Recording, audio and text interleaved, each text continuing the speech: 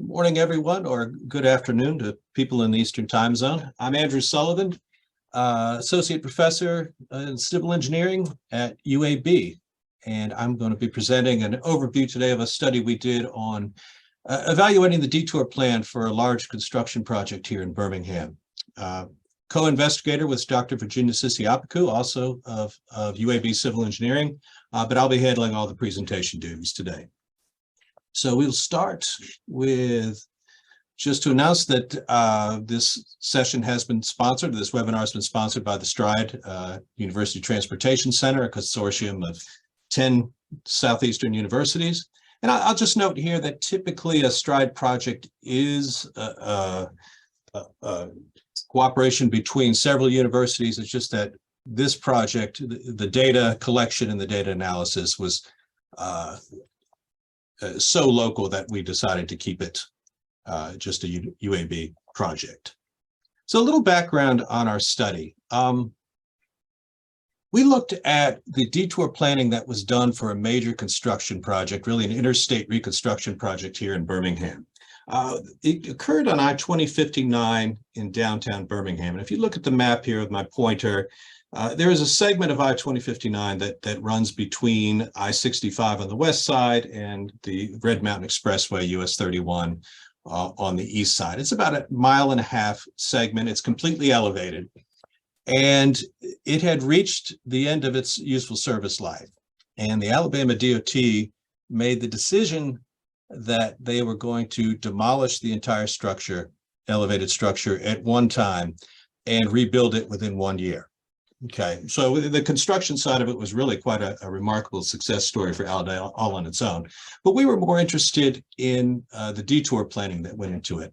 This segment carries about 160,000 vehicles per day. So we were looking at some major, you can see the segment that's going to be closed there. We're looking at some regional impacts, really not just local. The segment that was being demolished and closed is shown in red here. And it's part of a larger interstate network around the region.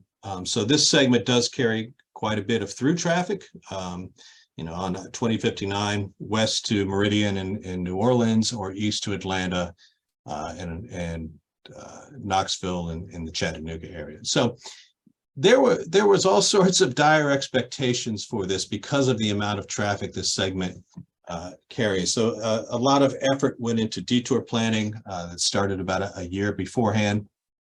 It's funny, during the initial stages of the planning process, there were those who were saying, well, you know what, in this age of navigation apps and in cars and on your smartphones, there's really not a lot of need for detour planning. People are going to figure it out. It'll be ugly for a week or two, but then everyone will redistribute. ALDOT took a very different approach, I think, thankfully.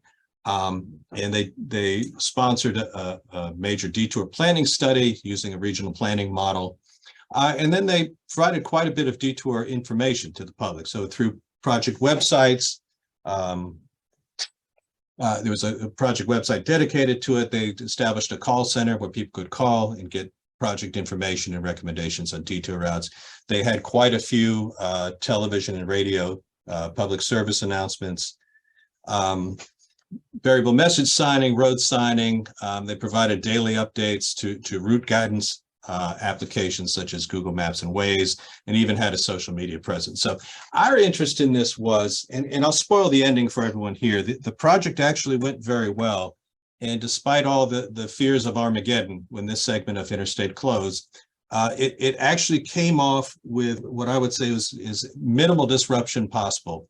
And it was a very impressive achievement, I think, for ALDOT, not just on the construction side, but also on the detour side. Our interest in this, though, was, all right, ALDOT invested quite a bit of money and effort into detour planning. Was there any truth, though, to the people who say that everybody's got a navigation app and they'll find it out for themselves? So we wanted to know, what sources of information did people actually use when all was said and done?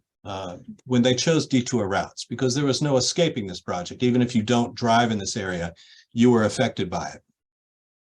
So objective one was just to determine what sources of information were motorists using when they selected detour routes. The second objective then was, and this was really an idea that was sponsored by the Regional Planning Commission. They said, all right, we invested a lot of time and effort in the detour planning. They hired a consultant to do the regional modeling and look at what the impacts would be. How accurate was it? How good was our modeling, and what lessons can we learn from that?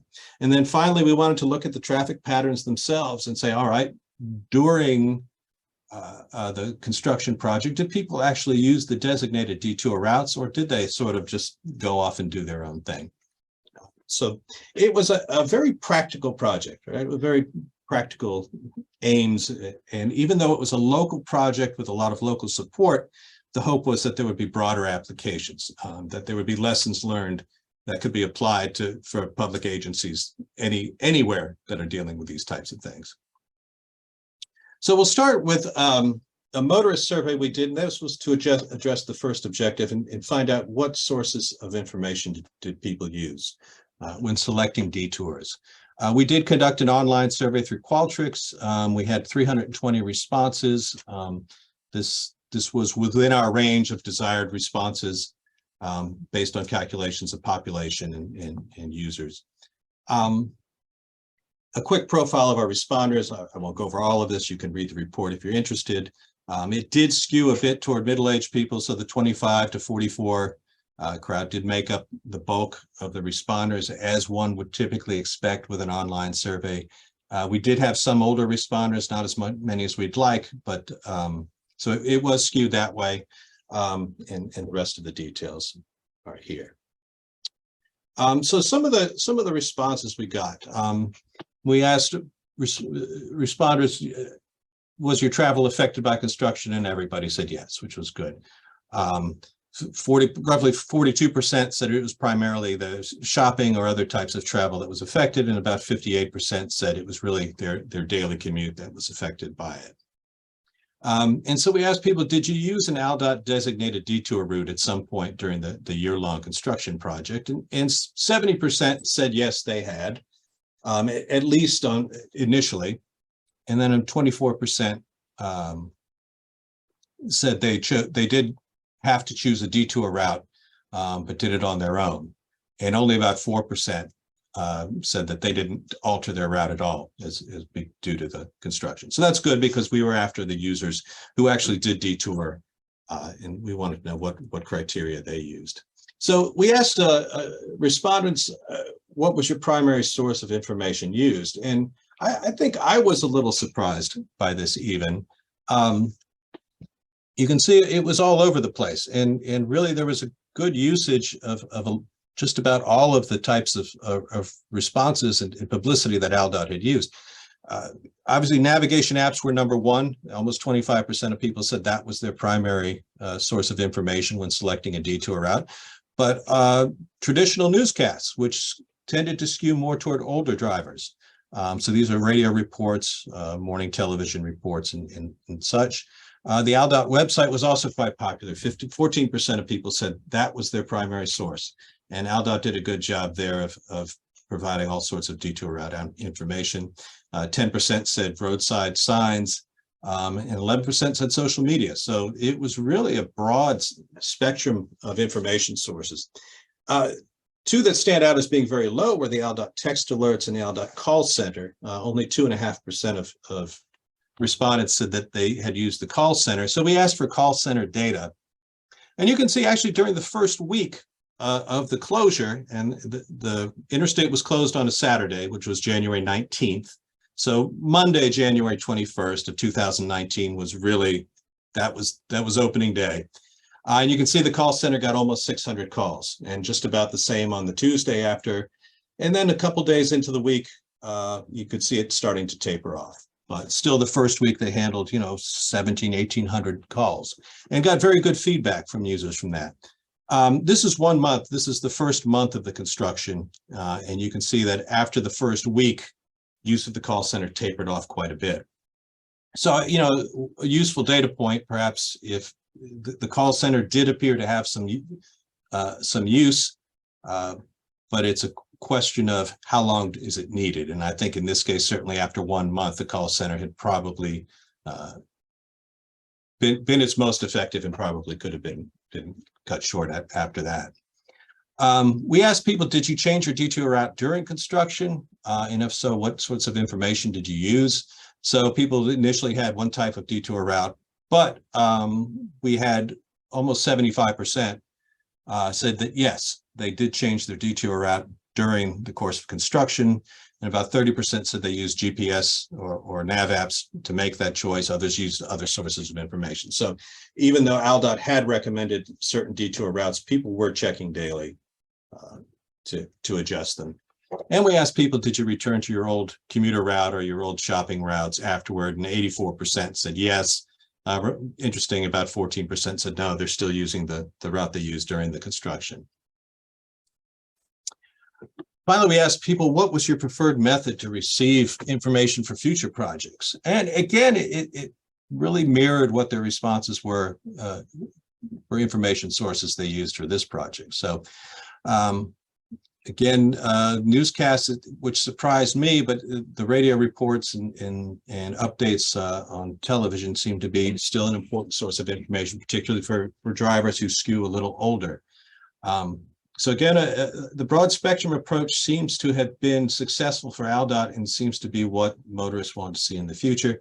We did see perhaps the one area for growth on future projects would be broader use of social media for ALDOT.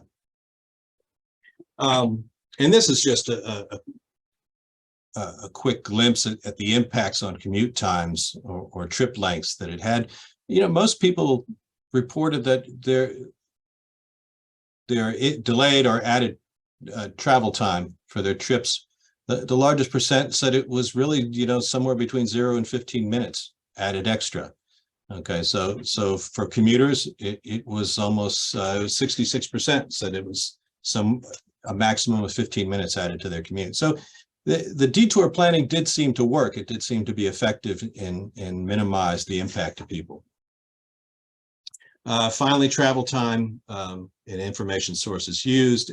Again, this is in the report and a lot to absorb, but one takeaway, if you look at people, the bottom row, people who had more than 30 minutes of travel time added to their trips on average, most of them, or at least a higher percentage of them, were using traditional news sources. So the newscasts, radio ads, and media ads. And we're less likely to have used, say, navigation apps or other social media with live tweeting. So reaching these people is important, and it may have contributed to the fact that their commutes were longer, or their trips were longer, that they weren't using the most up-to-date information. So the conclusion, you know, despite the prevalence of smartphones and nav apps, motorists continue to use a wide variety of information sources. And for the future ones, it seems that not just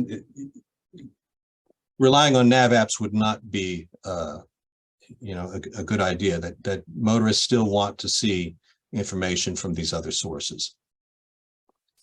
Some limitations on this and a couple of disclaimers. Of course, it was an online survey, and as we often have with those, the responding pool may not accurately represent the driver population of the region. I think we can say it did skew younger. So there are always those caveats that go with online surveys. It also didn't capture external trips. Okay, so a lot of the travel through the region that was having to detour around this were external trips, and those are motorists with origins and destinations outside the study area. And finally, it did not capture commercial vehicles drivers.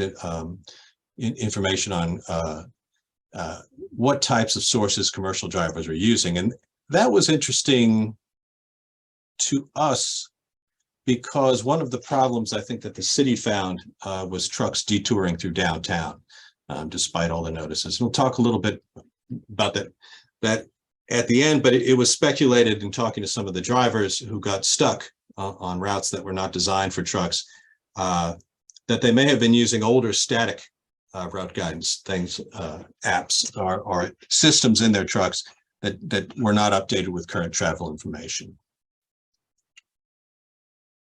So the second phase, it was looking at the evaluation of the regional modeling that was done for the detour planning. Okay, and this was not necessarily in the original scope of this project, but it was initiated by the Regional Planning Commission of Birmingham. Okay, so it was their model that was used in the original detour planning, and they were interested in seeing how well the model performed and how well the modeling performed. And they actually provided additional funding for this effort. So it was a great collaboration with a local stakeholder who had interest in this project and wanted to see what the lessons learned were.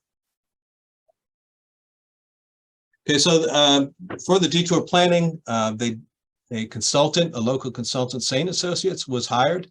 They used the Regional Planning Commission's regional model. It was a Cube Voyager model and NCHRP 765 procedures. They closed off that section of interstate of 5920 and then ran the model and tried to see where would we expect people to go and what can we do. They designated, based on the modeling, they designated detour routes through downtown. These were the primary ones in the downtown area. So several east-west routes and then a few of the north-south routes, such as Caraway Boulevard. And what they did is using the estimated volumes from the planning model, they used highway capacity software, estimated level of service at all of the intersections along these detour routes, and then made adjustments in anticipation of the forecasted traffic volumes. So some of the improvements made, they basically doubled signal cycle lengths at most of the intersections. They went from 80 seconds to 160 seconds on most of them. Some turn lanes were added at a couple of intersections. And I think there were a few other geometric improvements that were made to try to accommodate the forecasted traffic. So I'm going to confess right here, I am not a modeler. Most of this analysis and most of the postmortem on the modeling was done by Saint Associates, as Mr. Paul Gilliam, who had done some of the modeling. He went back and looked at, all right, how did we do? And so just a quick summary of what the findings were from that. The model overall did pretty well, but it did consistently overestimated detour volumes on some of the primary routes, and particularly along the north-south route. So this Caraway Boulevard, Red Mountain Expressway route right here. It seems, and they looked into the reasons why, and it seems to have been inaccurate capacity estimates for that route. They overestimated the capacity of Caraway Boulevard and some of these routes because of the improvements they had put in. It turns out the capacity was not nearly what they had estimated on some of these. And part of that may have been due to some assumptions, and also some of it was due to higher truck volumes on those routes than they had anticipated. Okay, so more trucks detouring through downtown than they had anticipated. They also found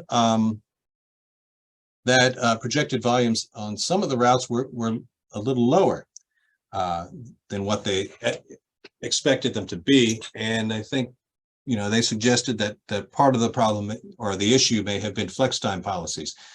Many of the large employers in downtown Birmingham had instituted flex time policies due to the construction work that was going on and the massive detouring that was going to be needed. And so what it allowed the workers to do was to spread out their commutes outside the traditional peak hours. And it appears, based on the data, that's what is done. It was also speculated that perhaps telecommute policies, that more workers were telecommuting. It doesn't, our count data, and I'll talk about this in just a minute, does not seem to support this. This was pre-COVID, okay? So we did not see large drops in overall daily volumes in and out of the study area, but what we did see was shifts over time and the peak hour volumes being spread out due to these flex time policies. So recommendations, and again, these are more detail in the report. And again, Mr. Gilliam listed quite a few detailed recommendations of what could have been done better. So for the modeling people, that there's more details in the report, but basically suggesting that more care be put into estimating capacity, and also pointing out some of the details of the modeling about how to incorporate updated or revised capacity estimates due to some of these improvements that were put in place before the actual construction began. He also recommended interviewing major employers about work policies prior to such large projects and adjusting K factors for peak hour volumes accordingly. Finally, and I'm going to try to keep this to 25 minutes today, so we'll do this. We took a look at detour patterns, and we wanted to know, all right, did people actually follow the detour routes, at least the designated detour routes? Did detour patterns change over the course of the one-year project? And after the project was completed, did traffic return to pre-construction patterns? I'll tell you right now, the last one was very difficult. The construction project was completed January 2020, and then January 19th, I believe. And then within 30 days, we'd gone to complete COVID lockdown. So it was very difficult to draw any conclusions of the post, but certainly I'll go over some of the findings for questions 1 and 2. First, we wanted to look at external trips. Were any external trips rerouting away from the Birmingham region because of this closure? And again, updated information was being provided to navigation apps on the closure. So we wanted to see if any traffic that would normally be passed through, which would have come through downtown, was simply avoiding the Birmingham area at all. We looked at the western end. So here's downtown Birmingham, and where my cursor is, this is where the closure was. So we looked at the west end of town in the junction of 2059 and I-459, which was intended to be one of the major diversion routes. So we're looking at this area over here. And what ALDOT had wanted to do was divert as much through traffic away from 2059 and onto I-459 back around the region. And this is for the external trips. We didn't find any evidence that external trips were diverting. You can see up here that the ADT volumes for 28 and 2019, 18 and 19 were very close. In fact, volumes were a little higher in 2019 during the construction at the screen line than they had been before. So no evidence there that there were major diversions away from the Birmingham area. What was curious and was shown here, you can see that ALDOT had hoped to divert a lot of this traffic onto I-459 here, and both eastbound and westbound. And if we look at compared volumes on I-459 before, I'm sorry, the volumes during and compare them to previous years, you see only a small increase in volume on 459 in the month that immediately followed the beginning of the construction project. And then in March and April, again, only small increases. And it wasn't until May, June, July that we started to see steady diversion of traffic from 2059. And some of this had to do with the location of VMS signing. So VMS was put out, but it was felt it was probably too close to this junction here between this decision point for 2059 and 459. And so ALDOT added additional VMS and moved some of them back, and it was able to achieve better diversions onto 459. At the east end of things, so this is, again, this is the downtown area where the closure was, and this is the east side of town. Again, we looked at traffic flow into the city and out of the study area. And again, we didn't see major changes in the screen line volumes. 2018, this is total inbound volume, daily traffic. You can see was actually a little higher during the construction project than it had been in the year previous. And this is why we also were a little skeptical of any thoughts that perhaps people were telecommuting. Again, this was pre-COVID, so telecommuting was not quite as much of a thing as it is now. And you can see that the daily volumes, people really were just more redistributing rather than staying at home. Traffic volumes on 459 did show pretty steady diversion, although it did take a couple months to get up to a steady sort of flow. But by April, it seems that the diversion volumes onto I-459 seem to have been pretty steady. We also looked at some of the downtown routes. So individual designated detour routes. Now, there were some spot counts done on these routes during the actual construction and during the interstate closure, but they were few and far between. So we really looked at travel time index on these routes as sort of a surrogate for use of these diversion routes or these detour routes. So some of them, you can see that there did not seem to be a whole lot of increase in travel time index before when the construction started. So this red line here represents the beginning of the construction project, and this is the first 4 months after the construction project. And on Richard Arrington Boulevard, which is this diversion route right here, an east-west route, you can see the increase in TTI was really rather small. Same for First Avenue North, which was another diversion route or detour route into downtown. You did see some increase, but really it's you're just going from 1.3, 1.4 during the peak hour to maybe 1.5. And again, after about 4 to 6 weeks, we start seeing some decline in TTI, as if motorists are diverting or trying other routes. Likewise, outbound in the afternoon, we saw the same sort of pattern. Richard Arrington did show some, this is Richard Arrington, this did show some increase in TTI, but after a few weeks, you saw it fall back down. Now, there were some minor tweaks made to signal timing during the actual construction project, but they were minor, so they would not account for this sort of follow-up. First Avenue North outbound during the PM did show some significant changes, increases, but even that started showing some fall-off after a few weeks.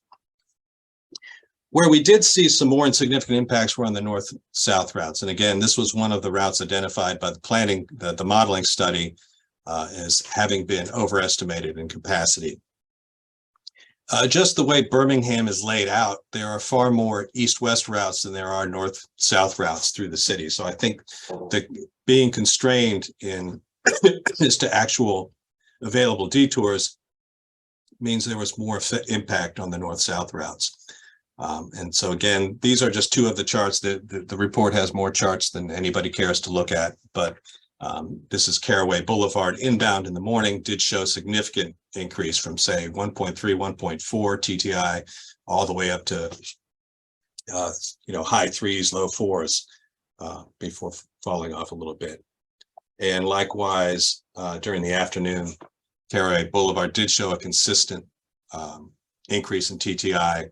And Red Mountain Expressway, which is this another north-south route, during the afternoon exit of downtown served as one of the primary exit routes, and you can see a significant significant increases in TTI.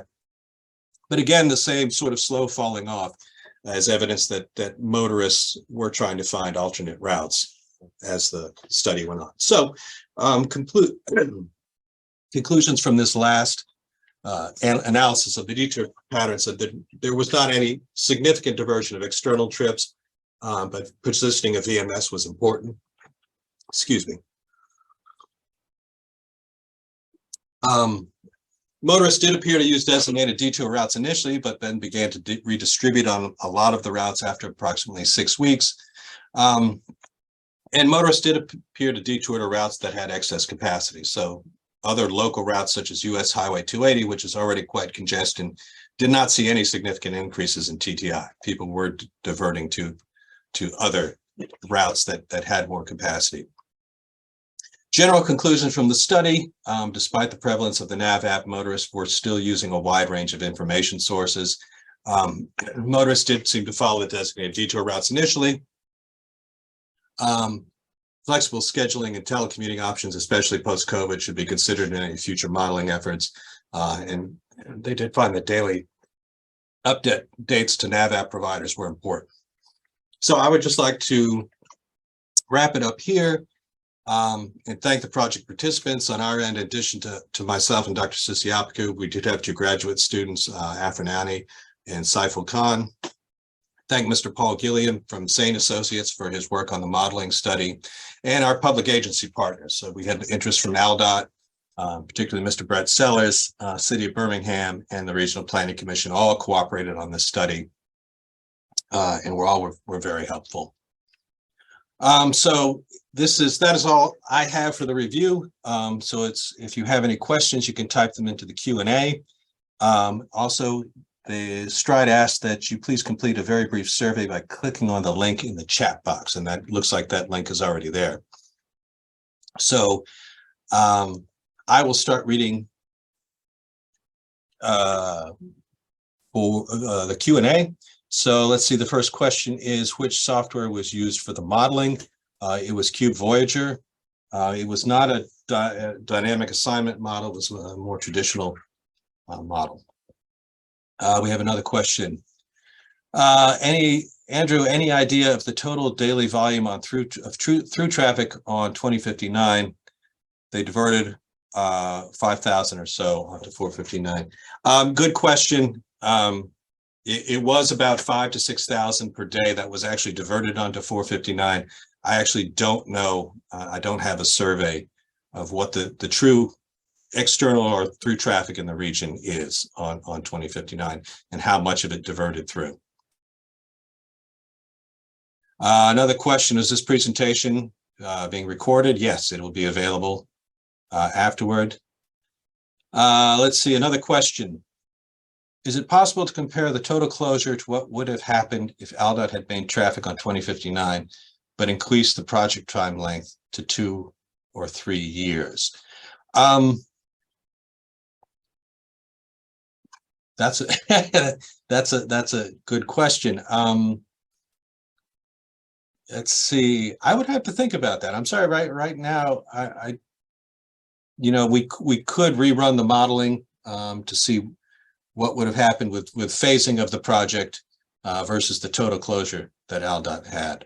I would have to talk to the modeling people and see what sort of effort that would take. As I said, there's far more detail in the report, and we're just putting the final touches on it, and it'll be available soon. But if you have more interest in modeling side of it, you can read the report, and if that doesn't satisfy, you can certainly contact me, and I can put you in touch with Mr. Gilliam, who did a lot of the modeling for this project. Let's see. If you any additional questions, please feel free to type in.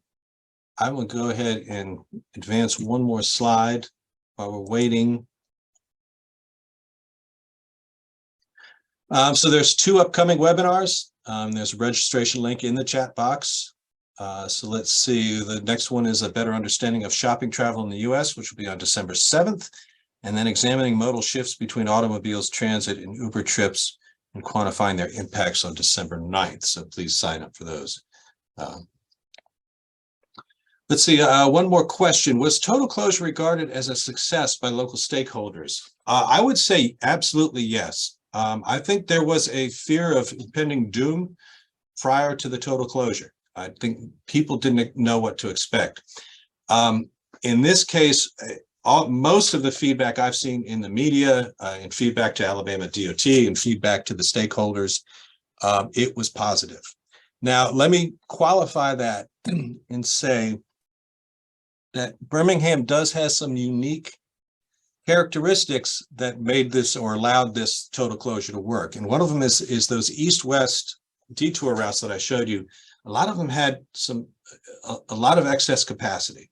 Okay, so they're one-way routes, back and forth, 3-4 lanes wide, with not a whole lot of traffic. So unlike, say, a city like Atlanta or a more congested city, Birmingham had more spare capacity to absorb some of these detours. So I'm not sure it would necessarily apply to Atlanta. Maybe it would, maybe it wouldn't. But the short answer to your question, yes, I think it was widely regarded as a success by the stakeholders.